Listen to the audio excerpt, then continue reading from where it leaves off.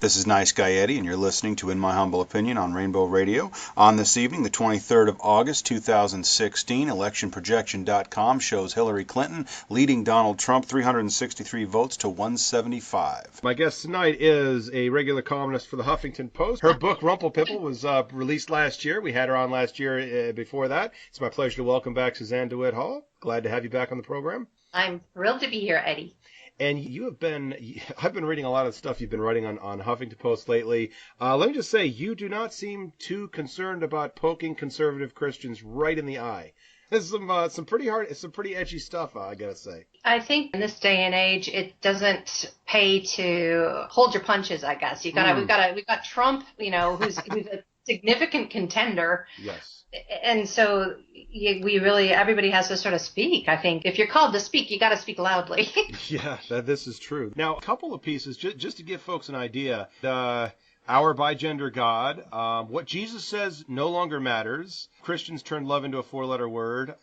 some great stuff. One of the things that jumped right out at me, and it got you there was a lot of backlash for it, was the Jesus being the first transgender man. And I can imagine there are some folks out there that hear that title and roll their eyes a little bit. But tell everyone, if you would, a little bit about essentially what this, I don't want to say theory because it almost seems demeaning, because it's very well thought out. Tell us a little bit what this is all about. Well, thanks. It was meant to be kind of a satirical post with a provocative title. Right. Because clickbait, in other words.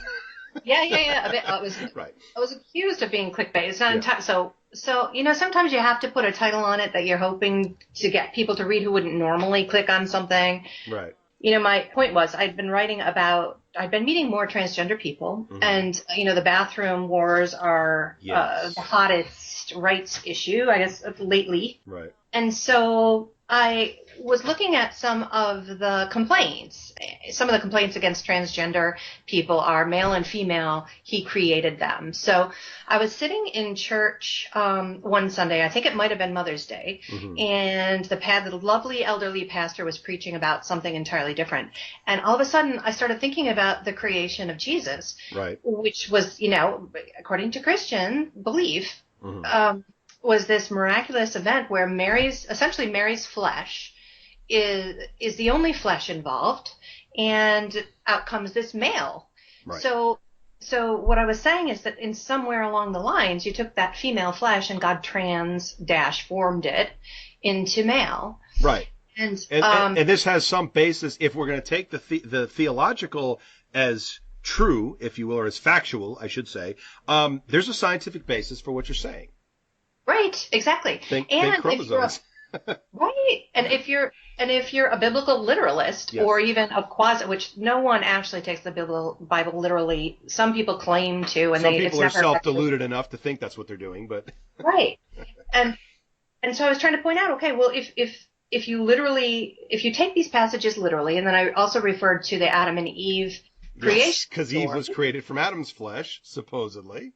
Exactly. So you've got this bit of flesh, which would have had male chromosome, male DNA. Yep. You've created this sort of sister clone who, goes from male to female, is some way transformed. Yep. So my premise was, if you really do take the Bible literally, then these are icons of gender that you're upholding to us. Well, you need to look a little more closely and stop judging things quite as rigidly and finitely and binarily as you are. Right. And again, if that went by too fast for anybody, Eve was a woman who was created from XY chromosomes. Jesus, a man created from XX chromosomes. Yeah, that's a pretty good working definition of transgender if I've ever heard one. So now, as well thought out as this is, as scientifically and theologically sound as this is, people's freaking heads exploded when you put this out. And I read some of the comments because you followed that up with a piece. I believe this was the love is four-letter word piece, if I'm not mistaken, where you actually posted some really horrible responses you got. I mean, your mother should have aborted you with a coat hanger. I mean, loving Christians, of course, wow. Well, that's what, I knew that there were pockets of hate right? I mean, what I would hear from my Shopping Christian, bags, large dumpsters full, the pockets, right? that's putting it Exactly, charitably. But yeah, exactly. certainly Well, I thought, there was going to be a backlash, yeah. yeah, well, and I knew that there were these. The thing that blew my mind Uh-huh. was that I knew that there's extremists out there in the Christian world. Obviously, there's you see them. There's Westboro Baptist Church. Yeah. But I had thought it was a pretty small group. And, the moderate, because I think that Christians often surround themselves in people like-mindedness.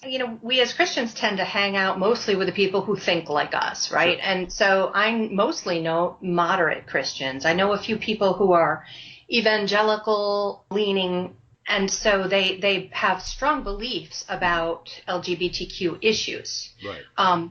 But they're not fanatical, right? So what this piece shocked me with was how widespread the fanaticism is. Some of the, I think over 60 different conservative and Christian news and discussion venues posted about my article. And there were like 12. Kind of went viral. It did, yeah. And there were like 12 YouTubers. YouTubed love those about guys. it. I love those guys. Wow. I had a hate group. I'm not even going to mention their names, but I occasionally drop in the sound that the animal they're named after makes in my shows, if they're ever listening. But they got on me because I had the folks from Gen Z. It was a transgender cartoon that universally the internet decided this was crap and they were going to hate it. And I was like, okay, it's not that bad. I'll have the creators on. We'll talk about it, blah, blah, blah. And, oh, my God, suddenly I'm like the worst person in the world for this, for that week, They move on. They have a short attention span. But, yeah, I mean, suddenly it's like I've got a page on their website dedicated to me. I've got people trying to find information about me. I'm like, wow, this is okay.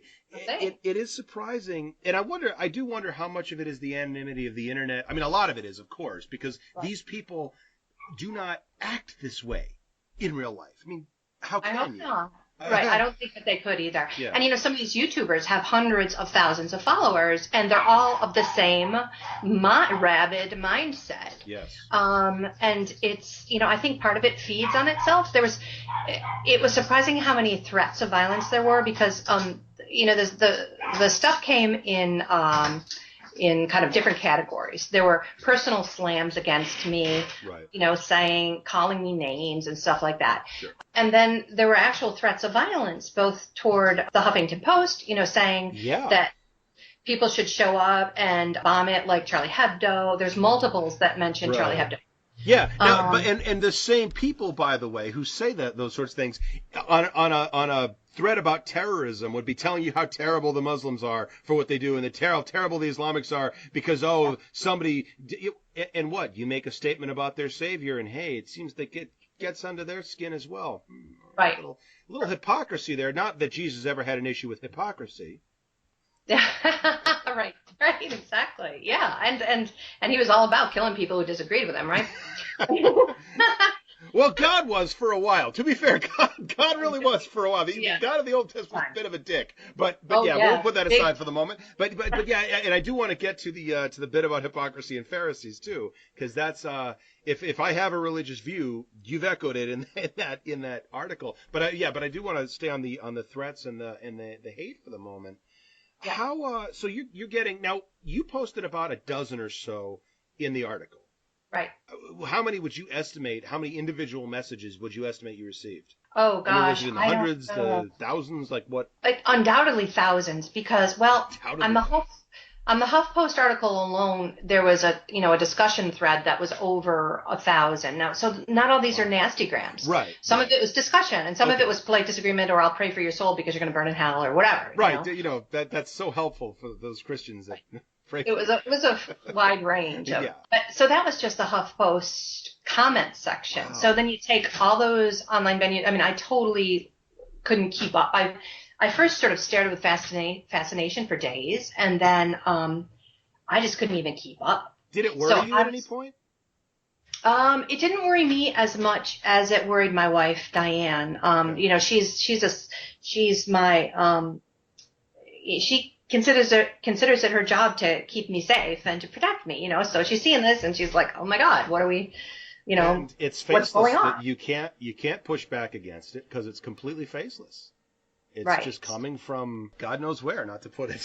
Well, and I think you're right about the anonymity, that people get to be these warriors, keyboard warriors, I guess. And I'm assuming that most of them, that's all there is. But some of them were downright scary. And I'm not sure if I screen captured anything from this group, but it was a white supremacist group. And they were saying horrible things about women, black people, Jews. Which so far has nothing to do with what you were talking about. Right. But I was a woman, and I am, in a same-sex relationship, so I was two of their hates. Well, one of the things, and I do use this quote a lot, and I cannot remember who I stole it from to credit, but opinions are like nipples. If they belong to a woman, they should be covered up and unseen. So you were a woman, you had an opinion, and you dared post about it on the internet. That right off the bat, you deserved all the hate you got just for breaking that one cardinal sin. So I'm gonna steal that from whoever you stole it from. But it's like I forget, it was they're Nazis, they're always angry. But that's got to be. You expect a response, and great. Hey, people are reading it, people are sharing it. Holy crap, you're going to burn down what? It's like right. And I had a friend who's one of these moderate Christians, and the four-letter the Christians have made truth a four-letter word, or whatever the title of that was. She was really got upset with me for posting, because as I was reading these things, I was sharing them on my personal Facebook page saying, oh my God, I can't believe this is coming from the Christian community. Can you believe what is happening? And she was chastising me, one, because she was saying I was creating division within the church. And I'm like, okay. You were creating division. Yeah. Kind of like how Barack Obama has obviously divided this country. Yeah. I'm in good company. Yeah. Okay. So, number one. And then she kept saying, well, you should have expected it. You were, you wrote this. You knew it was going to be inflammatory. And I'm like, well, that's kind of like saying that you should have known you were going to get raped because you were wearing that short skirt. Yes. I deserve death threats. You think it's okay for people to say death threats because you say something provocative about their faith? When is that ever okay? Unfortunately, yes, but no, it's not okay. But so you're met with victim blaming, and yes, everyone else has free speech, just not you. Yeah, and she wasn't saying that I'm not free to say it. She was just saying that I should have expected it. Well, I'm almost surprised that she didn't hit, because there is one. I suppose if there was a fair criticism of you putting all of the response up and saying this is coming from the Christian community, can you imagine it? Is the kind of stereotyping maybe that happens with Muslims in the wake of like Orlando or Turkey, which is just within the last day in the case of Turkey, the last week in the case of Orlando, and yet immediately everybody says Islam, it's a problem with Muslims, it's a problem, and it's not. It's a problem with extremism. It's a problem of poverty. It's a problem of a lot of things that we deal with all over the world. Including in this country. And again, you see what you're receiving, and someone might say, well, those are only words, but they're not words to George Tiller's family. They're not words to Matthew Shepard's family. They're not words to any of the hundreds of transgender people that have been killed in the last 12 months alone. Right.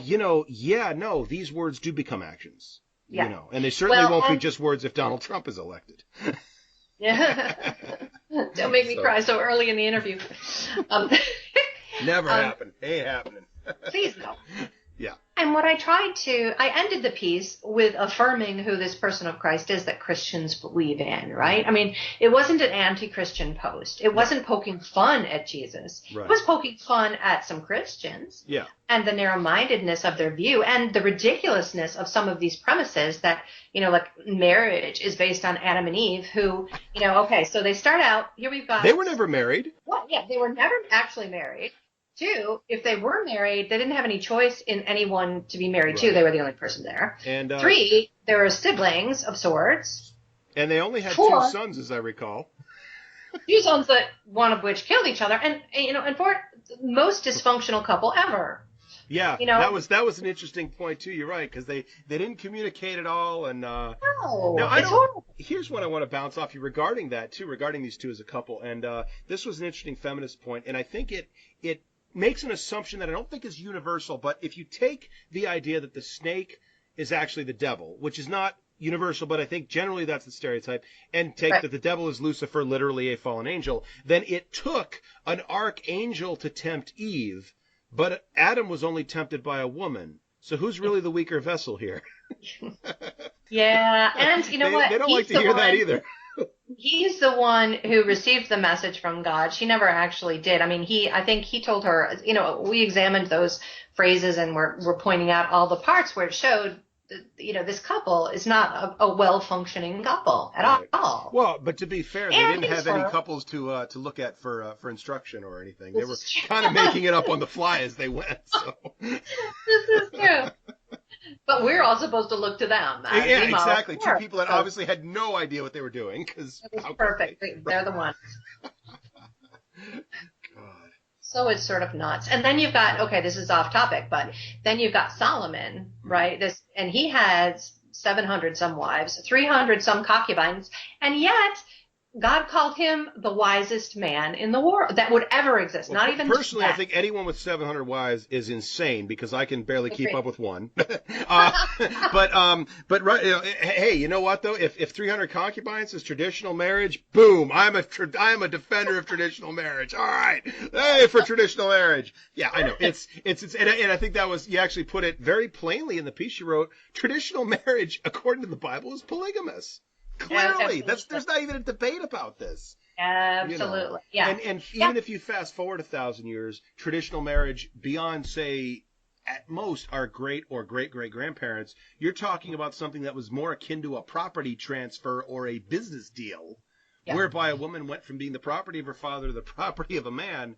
Now, okay, granted, some of these Christian sects may actually want to go back to that definition of the traditional marriage, but I'm guessing it's not going to sell, in the mainstream. No, I don't think that's no. what most people are saying. They just hate gay people. So. Well, and not most women in particular now, because we've kind of we started smoking those Virginia Slims, and everything was different after that. Right. Well, you know what? As soon as we gave you all the vote, it all went to hell, right? Seriously. Women, Another blacks. post about Yeah, exactly. That's kind of what I'm alluding to there. And it was that was a great, I don't know where you got that. I don't know if it was yours or someone else, but the caricature of Donald Trump that was on that particular article that was brilliant. I loved it. But yeah. But back to that marriage thing. When I wrote that piece about looking at what is traditional marriage, both within Christianity where it was polygamy, which it's virtually. Well, it's not even virtually. It's all one man, many women. Right. It's never true polygamy. Right. But I started thinking, well, what are the traditions around the world culturally in various kinds of faiths or lacks of faith, right? Right. And the majority of cultures, polygamy in various forms is the norm. It outnumbers monogamy. So, what is traditional? Right. And then as I researched it, because, they say, oh, well, a lot of Christians would say, oh, polygamy was the Old Testament thing, and then in the New Testament it's different. Well, you've got one of the letters. Yeah. But and to the same extent, so was the prohibition on homosexuality, though. Yeah. That's right. Old Testament, except for one of the letters. Right. I mean, Right. it is amazing how well, I will say this. I will fully admit both atheists and evangelicals cherry pick the Bible, but I got to say those that are criticizing generally do a better job of it, a more thorough job of it. Yeah. Right. Well, everyone cherry picks the Bible. It doesn't matter what kind of Christian you are. We all choose what we're going to follow and what we're going to discuss. It's not always a bad thing. I mean, obviously we're drawn to the things that inspire us. Let's hope that we're being inspired to our better nature and, not to call down a bear every time our children are disobedient. There's never a divine bear when you need one. They don't even put the dishes in the dish. They're on the counter. They're not even in the sink. Are you bear? Where's a bear when I need one? All these turbulent children. Presumably that's not where we're looking in the Bible for inspiration, I would hope. Well, it depends on who you are and how your kids are acting that day. But, yeah. But, I completely derailed that. I'm sorry. That's okay.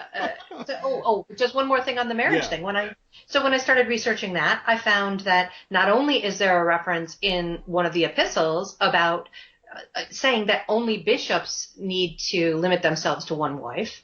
Martin Luther himself wrote that while he didn't really think that more than one wife was great, he couldn't find any biblical reason not to have more than one wife. So this is Martin Luther, the Reformation, the God of the Reformation. I mean, so they all say one man, one woman. Well, it's not a biblical premise, actually. No, not at all. Well, where were you? Where were you when they were arguing this for the Supreme Court? And they were trying to make, the last argument, which was about children, which was asinine. But I mean, prior to that, when they were arguing traditional marriage and all that, wait, where were you? Saying, whoa, wait a minute. This is not traditional marriage from a Christian standpoint. And what's more, I always remember, I always hear Bill O'Reilly saying it, but a lot of these guys, a lot of these right-wing pundits were saying it, that if you allow same-sex marriage, well, it'll open the door to, all kinds of nonsense, like people marrying ducks and other bullshit. But polygamy was always one of the go-to things. And the funny thing is,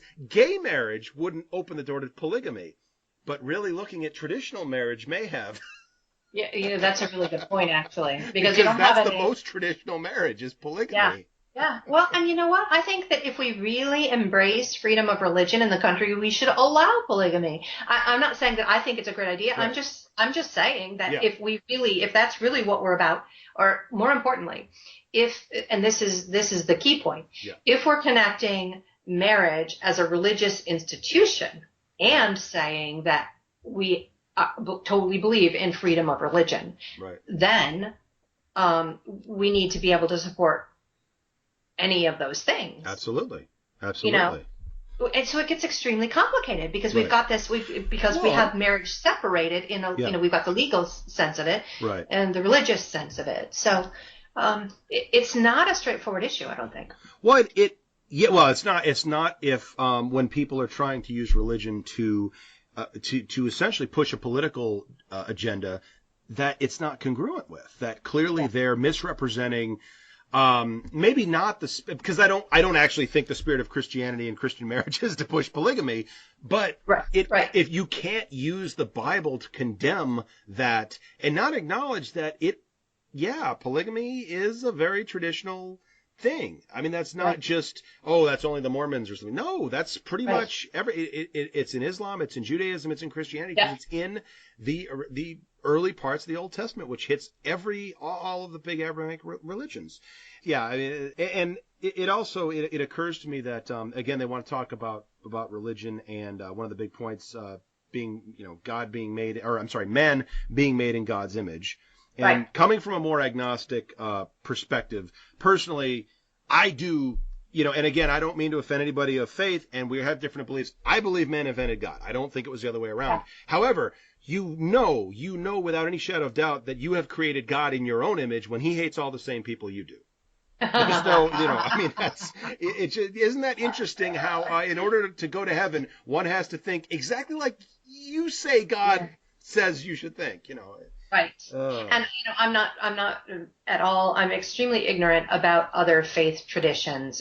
Christianity is where I've kind of spent my time studying, and therefore I know a tiny little bit about Judaism because of the Christian roots in it. Tiny.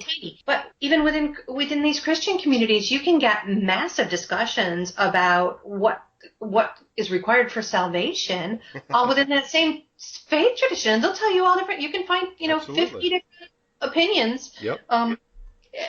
So it's a little bit crazy, and you're absolutely right that we do transform and limit God, who is limitless, by trying to say that we can understand him through this set of words, and that's really, I guess, if I have to put, and this is where I can have friends and have reasonable discussions with people of and people of faith such as you, and even people of somewhat fanatical faiths, because I don't really have an issue with, to me it's not important to me personally whether or not God exists.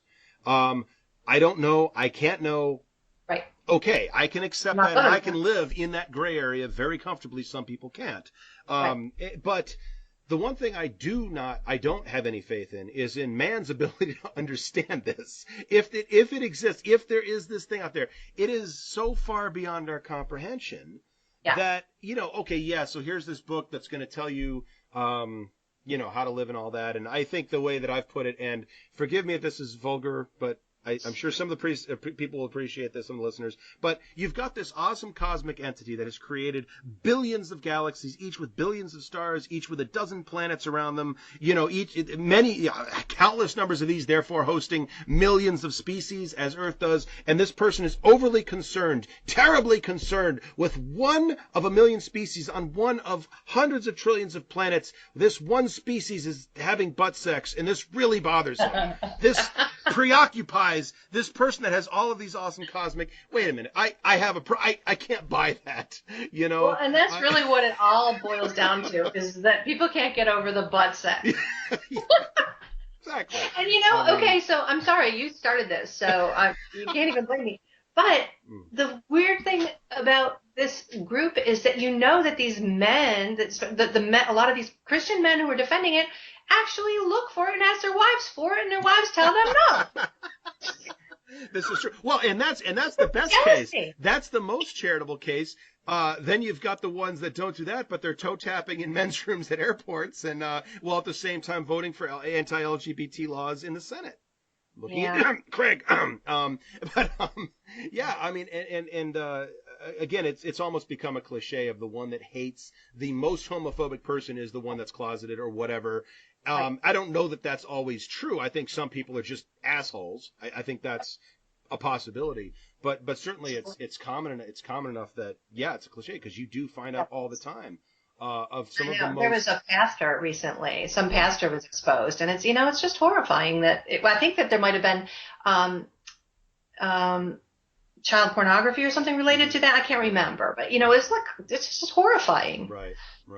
Well, and as I was going through, I remembered that you come from a Catholic tradition, not just in really... my adult formation, not as a child. I wasn't raised under anything, so it was just as an adult. All right. Then, so from a somewhat Catholic perspective, myself also from a Catholic perspective, this is a church that if you follow the doctrine, and everyone thought, who's that Republican from Maryland, Christine O'Connor.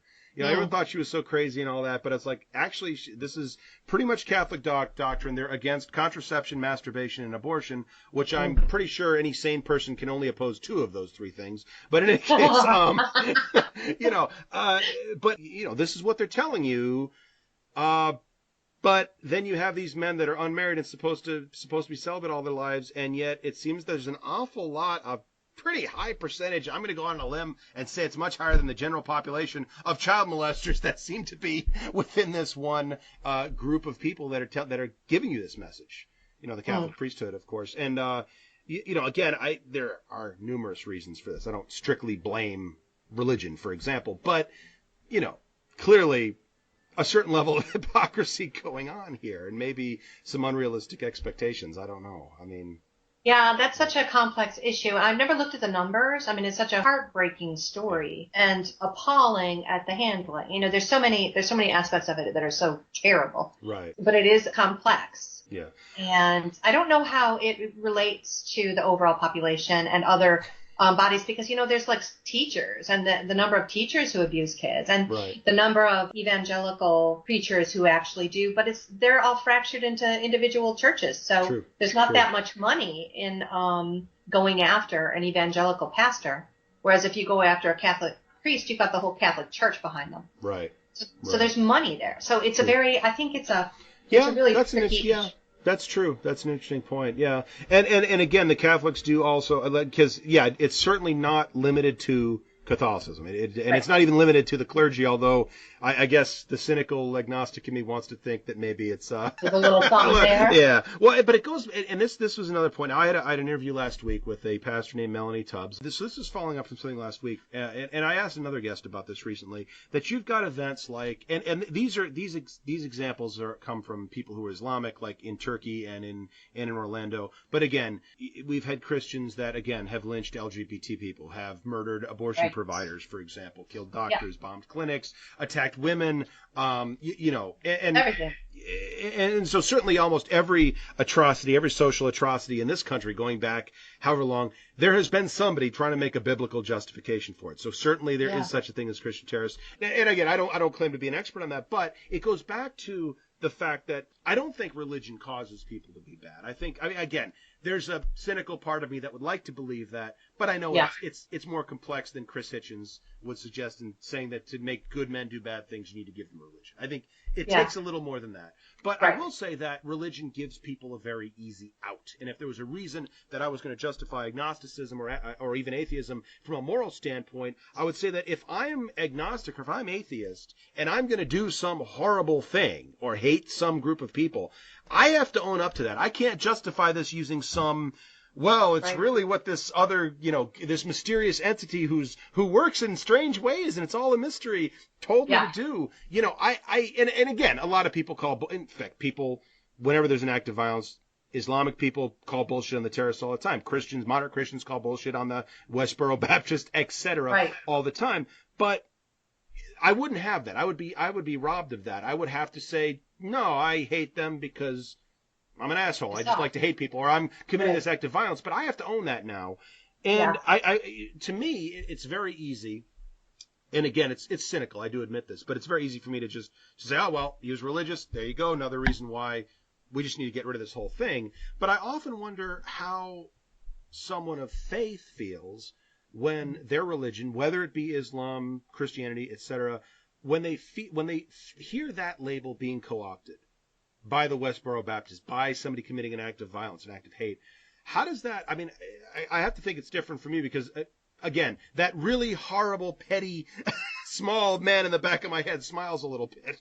But again, how does that affect someone of faith? Someone who doesn't take any of this hate, sees this entirely as a message of peace, a message of love, and yet this same label, these same words, this same book, this same man is being co-opted by people for horrible, horrible things. Does that shake? I mean, I don't suppose that shakes your faith at all because, again, you don't share that. But how does that resonate with you? How do you reconcile that? Well, it's frustrating. It's heartbreaking. You're familiar enough with the Christian faith to know that this person, Jesus, was preaching a lot of really, really, really positive things. Love and tolerance and reaching the outcast and embracing the unclean, the dirty, all these things that we should be doing as good human beings, right? And so you've got this message that the person of Christ is, and that these people are calling themselves Christians, it's Christian. I'm one like Christ, and yet the actions, the messages, the statements are so opposed to it. So it's intensely frustrating. And, it doesn't make me question my faith, but it does make me I'm challenged to figure out what to do about it, which is why I write what I write. I'm trying to challenge people to consider this bigger God that you're talking about, and to try to point out that it doesn't make any sense in the world by any measure of logic to try to stuff them into a box the size and shape of a book. Or a gun. or a gun, or anything. Or anything, right? So, you've got this thing that's meant to be a description of the history of two groups of people, the Jews and these budding Christians. And, or in the case of the Quran, I would imagine, it's a similar case where you're trying to explain this entity that's beyond our comprehension, beyond our reckoning. And the Mormons took a stab at it a few hundred years after that, and Right. Yeah. Any faith that has a concept of this almighty God, to try to stuff him down into some set of rules and think that it could possibly fit into our brains is insanity. So, that's one of the pieces that I've been gelling in my mind is trying to help Christians, because Christians are my primary audience. Right. Still?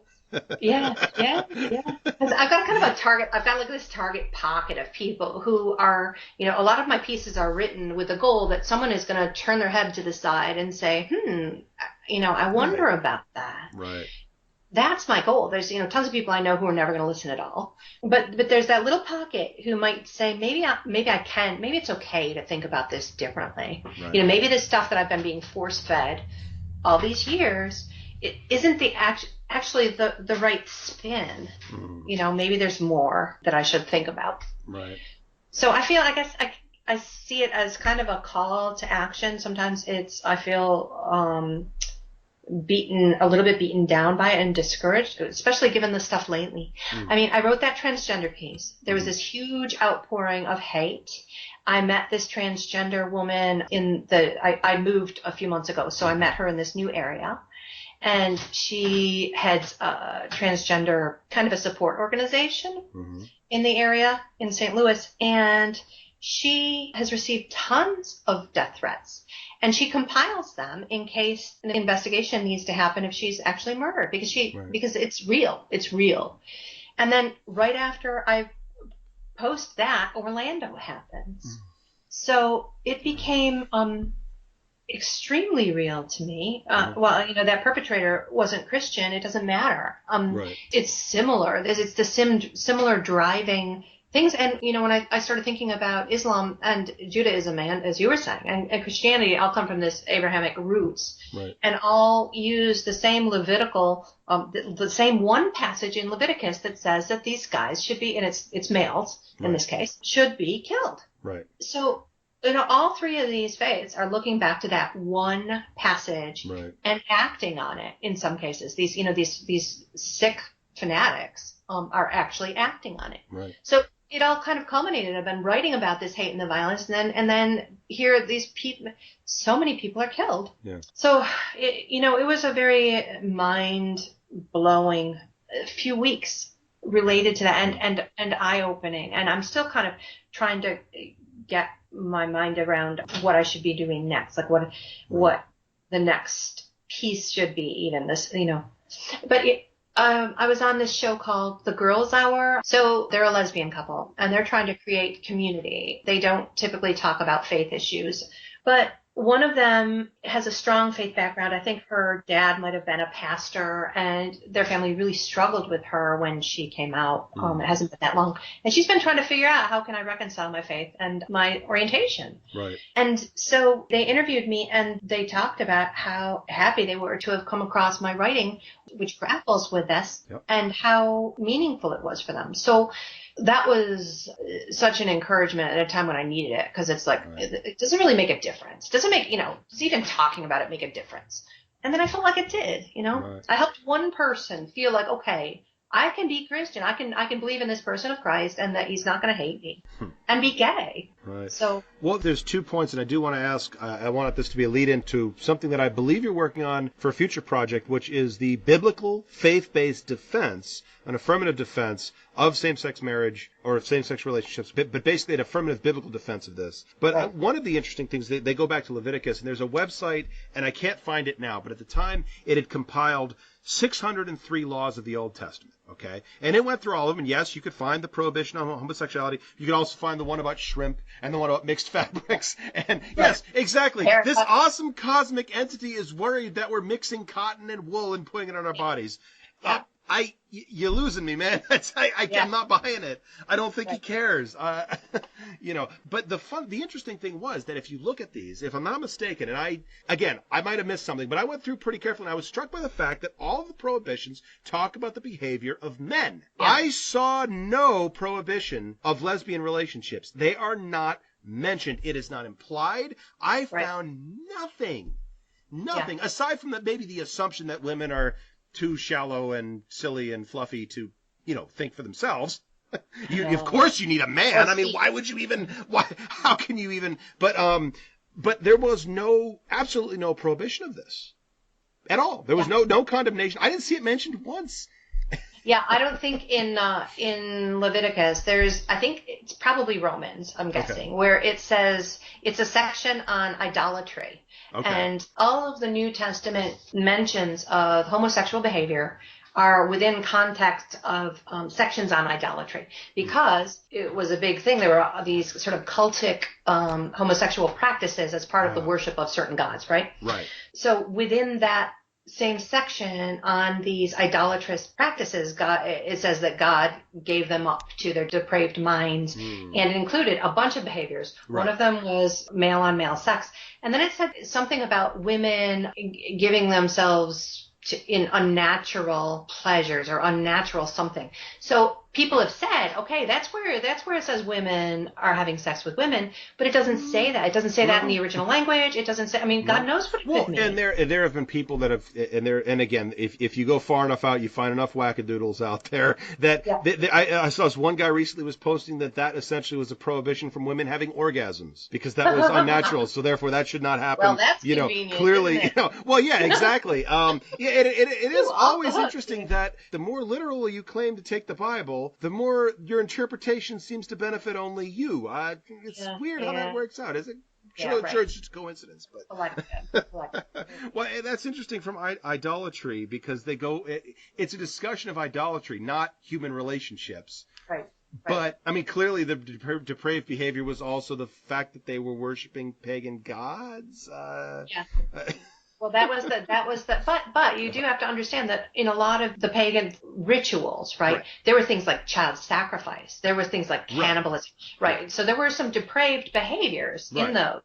But of course, we're much more concerned about the butt sex than the child sacrifice. I mean, there's enough children in the world. We don't need to. As long as they're born, once they're born, we can sacrifice them. No problem. Oh, Lord. No, I'm joking. Sacrifice them to all sorts of things, right? Poverty and Property? No. We don't sacrifice.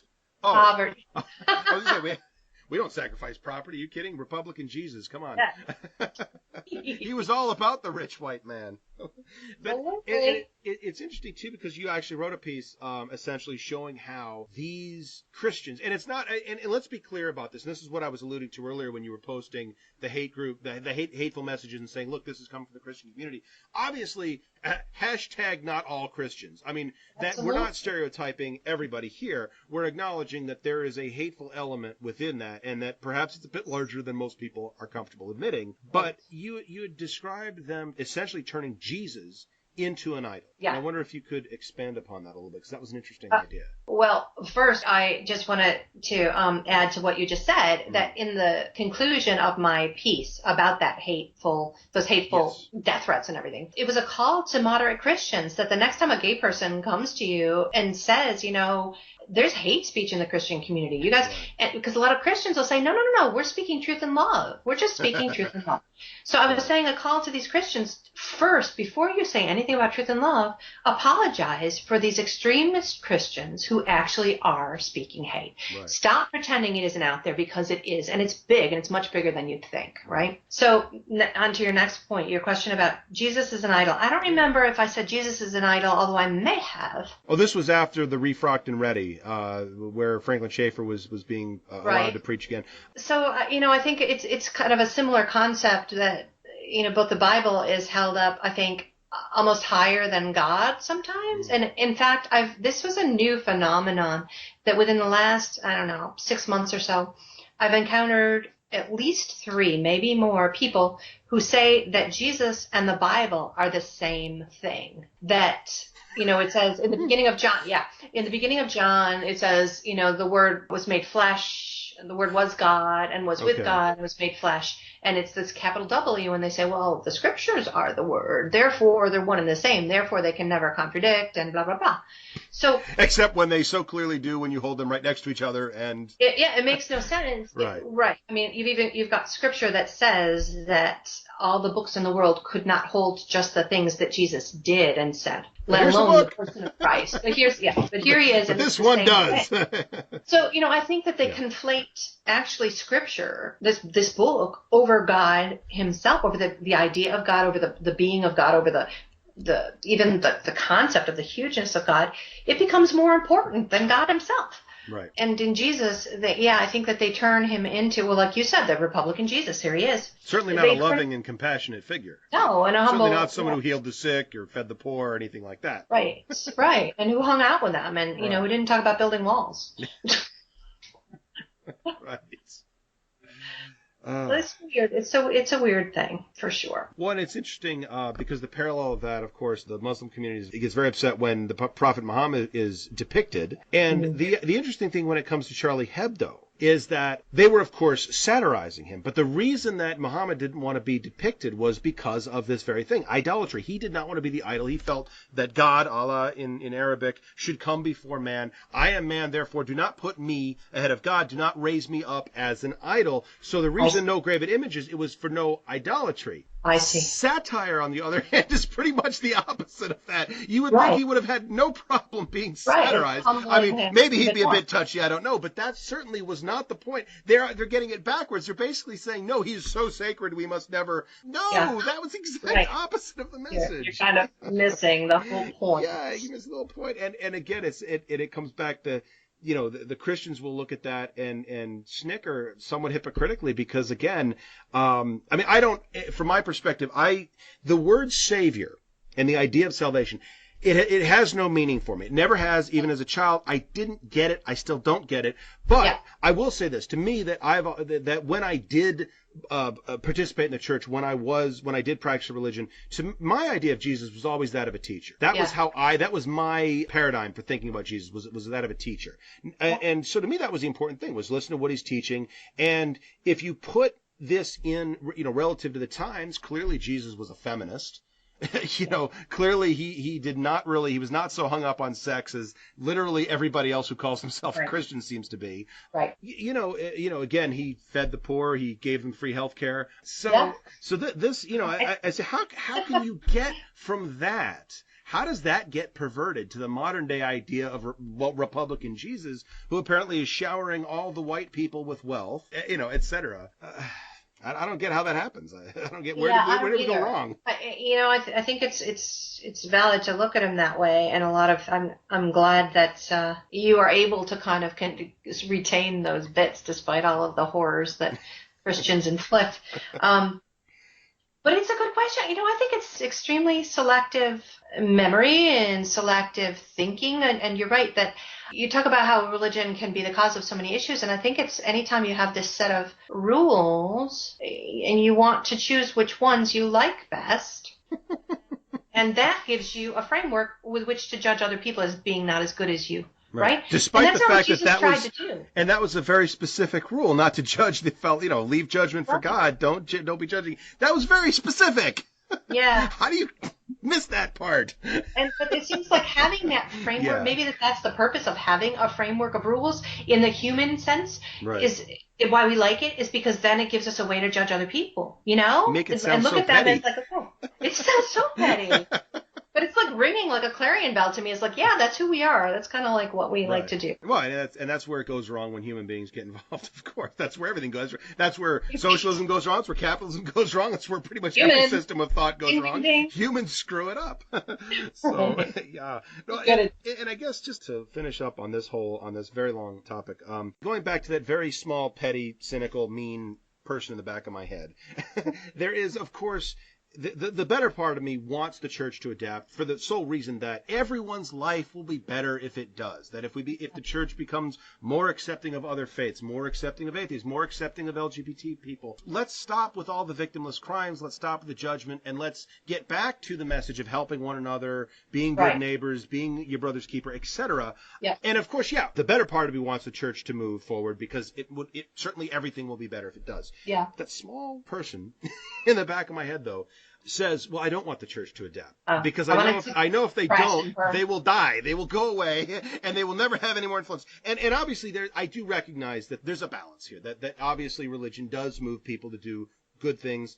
I cherry pick those articles where it motivates bad things, but clearly that's not even the majority of it. Yeah. But I guess my question for you then, though, I mean, clearly neither one of us really appreciates the Bible literalists, but if we are going to adapt, if our moral code, according to the church, who is the keeper of the almighty, perfect, unerring word of God, if this is going to adapt to social mores, why do we need it? Why do we need the church? Why do we need the book? If it's not going to be this strict, fundamentalist, conservative institution, if it's going to adapt with society, is it value added? Do we need it? If society is going to be the lead on morals, what do we need the church for? What do we need the church or the Bible or any religion in general to give us moral guidance if essentially given enough time we're going to say, hey, you got to catch up to society or you're behind the times? Well, then why do we need them?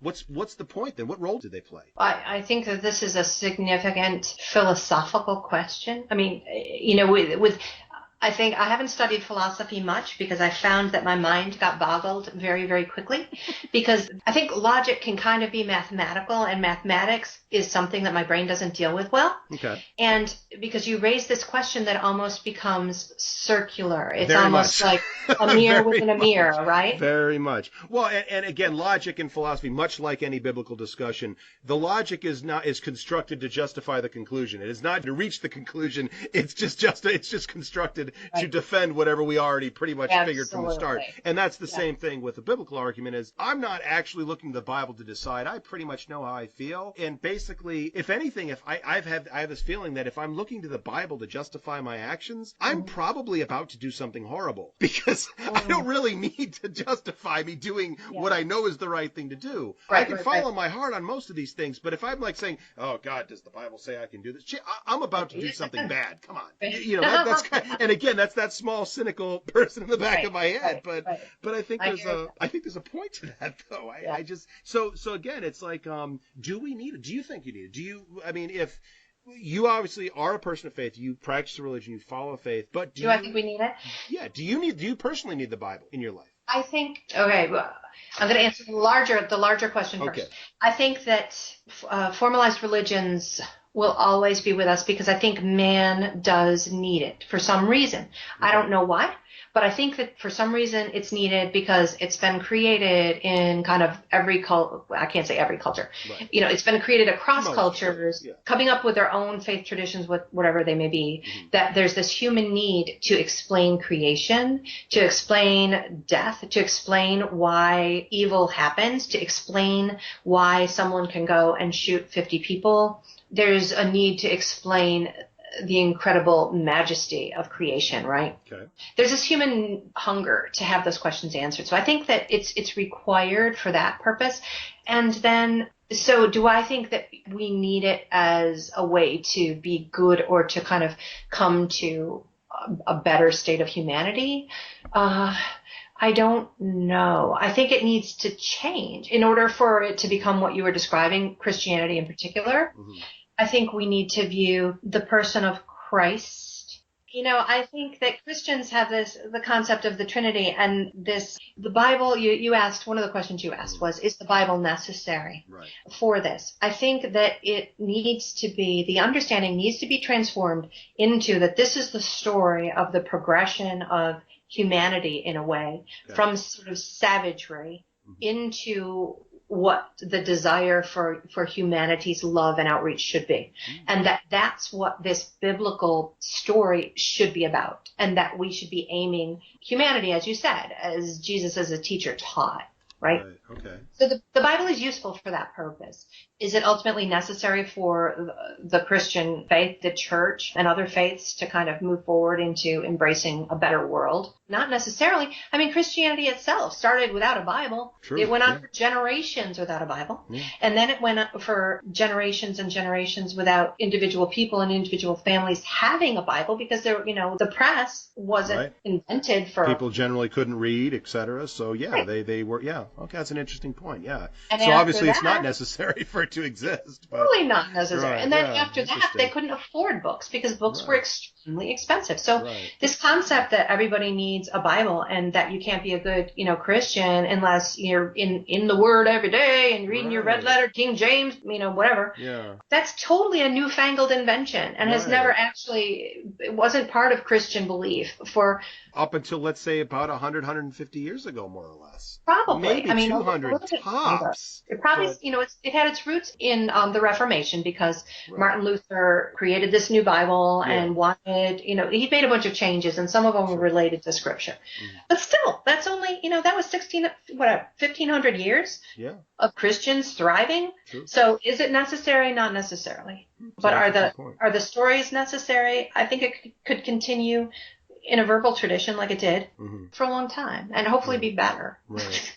Yeah, well, I almost think it might even be better if it were a verbal tradition, because telling a story verbally allows for that discussion, as opposed to when it's precisely written down, let's analyze every single word and see if we can construct this to fulfill our political agenda or whatever. When it's not written down, like when someone tells you a joke, and so that's not how the joke goes. There's no official way to tell a joke. There's no official way to tell a story. We could tell the story of Noah and the flood and whatnot in 100 different ways, but when it's written down, it must be this way. This is the official way. True, and right? yeah, you're right. That's almost. Well, I guess it's one of these things. Is should it be this monolithic single idea that never changes because, of course, this was perfect and handed down from God, or is this something that needs to adapt in order to survive? And in fact, as you pointed out, I like the idea of it as an ongoing story, as this is a progression from savagery to a certain point to, I don't know if the Quran and if the Book of Mormon and if others necessarily are the way that story needs to go or not. That's certainly not for me to say, but we have continued. I mean, and I got to think we've gotten better in some ways, a lot of ways. Yeah. Well, there's this idea of the inerrancy of Scripture, right? That especially the fundamentals are saying this is the Word of God and this is never changing and it's blah, blah, blah, blah, blah. And, I like the Catholic view of that inerrancy, is that it's inerrant and breathed by God in the original language. Right. Which no one speaks anymore. No one speaks it, and it's been written from the first time that the first person wrote it to, if you believe in the inerrancy, from the first time that the first person wrote it to the next person who transcribed it and could have gotten something, and we've got some of these early documents, which there's discrepancies, but they're relatively, they believe them to be relatively minor. Right. So right from that point, at which let's say that God actually did breathe these words, right? It started going downhill because there was human involvement. Right. So that's number one. So he had to oversee the transcription, the collection and the Congress that decided which books were going to be included, which books were going to be thrown out, the translation to Latin, to Greek, to English, to every other language, and then, of course, the simplification, because if you look at the English from 200 years ago, it's unintelligible. You can't even understand it. So what are they really saying? So the translation of modern English. And then, of course, the abbreviation so we can save on pages when we put this to press and make it cheaper and... Right. So and he oversaw every part of that process. Well, that's the point. I mean, so I think you can be a Christian who, and this is one of the things that, I will be increasingly writing about. You can be a Christian and believe in the inerrancy of Scripture, right? Which is a major premise for a lot of Christians, and still believe that Bible that you're holding in your hand may have some things in it that are not what God intended. Right, because you're not looking at the Dead Sea Scroll. You're looking at a book that came out of a machine. Right. Even the Dead Sea Scrolls was like generations after the person who wrote it, right? Yeah. And that was the oldest I can come up with off the top of my head. So. Exactly. Right. So you can be a good Christian and believe that book you're holding has things in it that are not actually true. So that's point number one. And point number two is that the Scriptures themselves never say that it is the entirety of the truth or the entirety of the revelation. It says that it's the revelation of Christ and the revelation of certain stories, right? It doesn't say there's revelation of future other than the book of Revelation. Well, I was going to say, but the very last book of the Revelation to John, was it, right? Isn't it said, though, this is it, we're done, don't add, don't take away? Isn't that essentially the closing passage? I think it's one of the last passages. I remember if it says that this is it, this is done. But I'm paraphrasing, obviously. Yeah, I'm paraphrasing. But essentially saying, don't add to this. It's a sin to add on to this at this point. And again, there was a Senate of bishops, a political process that decided how these things were going to be ordered and what was going to be excluded and what was going to be excluded. So, of course, don't muck with it was probably just added right in after they decided what to keep out. But I don't know. There's something to be that. But I guess I don't necessarily accept that because... No, I get that. But even I haven't read Revelation a lot because it's like so acid trippy that I can barely, I can barely handle it. But even if it does say that, what it's saying is about those scriptures. It's not saying that everything that would ever be revealed about God is contained within them. It's saying don't screw with this set of stuff that's been said. Okay. You know what I mean? I mean, that's the way I think is valid to view it. But that doesn't mean that it's the only thing that God could ever say to us again, right? It's not limiting God's revelation. It's saying that this is the end of this revelation. Interesting point. So anyway, I think you can be a good Christian and realize that the scriptures can be both God-inspired and be inerrant in the original languages, and still think that the book that you're holding in your hand has issues. You know, I don't think there's anything unchristian about that. And now all the haters are going to be all over you all over again. Oh, now, it's like falling in life. Now, speaking of a different book that we might be holding in our hands, I do in fact have my copy of it right here. I got to ask you about a different book. Yeah. So, is there going to be a follow up to this? Is there going to be another a book in the Rumple Pimple series or what? Yeah, it's about 3/4 drafted, and I've delayed in finishing it because we're debating about what to do about illustration. We loved the illustrator. Yep. His time is constrained, and we're trying to figure out if we should be using another illustrator, and if we do, then how do you change? You've got this, not just a brand, but you've got kids who picture Rumple Pimple being this, right, that looks like in those pictures, and how do you make that shift? It's like, I'm aging myself, but popping a new Darren into Bewitched, and just like expecting no one to notice. I was going to say the two guys in the Dukes of Hazzard that swapped out, but which is different. Yeah, there's a little bit of a gap, I guess. Yeah. I never watched Dukes of Hazzard, so. But I mean, you just pop a new actor in there. I mean, so it's like Rumple Pimple suddenly goes to looking like this. So I've been slow to finish the book just because until we kind of answer that question for ourselves, how we want to handle it. But yeah, he's underway, and he's got this genderqueer cat sidekick that he helps out in the next story. Okay. So it'll be cool once it's out. Good. And I've got my first novel out with an agent. I've been waiting to hear back from them. It was right. Is there something you want to tell us about that, or any kind of teaser? The only thing that's probably relevant to you, it's kind of relevant to anyone who might want to read it, but. Well, yeah, but I mean, yeah, for this conversation, there is a minor transgender male character in it. Okay. But otherwise, it's kind of women's literature. It includes some weird, mystical, sort of sacramental, magic-y stuff, and a coming-of-age story kind of this young woman who comes out of an oppressed situation and blossoms with the help of an old Italian lady who likes to cook. So it's got cooks and cats and magic and danger because her ex is coming trying to kill her, and it's got a lot of stuff. All right. Well, we'll definitely have to keep our eyes open for that for sure. Then let me know when that's. We'll be hearing back sometime soon. Absolutely. Well, good luck with that, Suzanne. Thanks so much for coming on the program. Really appreciate your time. Thanks for having me. It's always fun with you, Eddie. I'd like to thank Suzanne again for that stimulating conversation. I hope you enjoyed it, found it somewhat enlightening, gave you something to think about. As always, if you have any questions or comments about anything you've heard here tonight, or suggestions for future shows, guests, or topics, you can send me an email at niceguy9418@usa.com. I'm active on Facebook at Eddie Cabot. You can friend me there, follow me, like my page Nice Guy Eddie. And if you'd like to support IMHO, Rainbow Radio, and the content creators that we have on, please visit my Patreon, Nice Guy Eddie. Hope you enjoy the rest of your evening. Keep on listening to Rainbow Radio.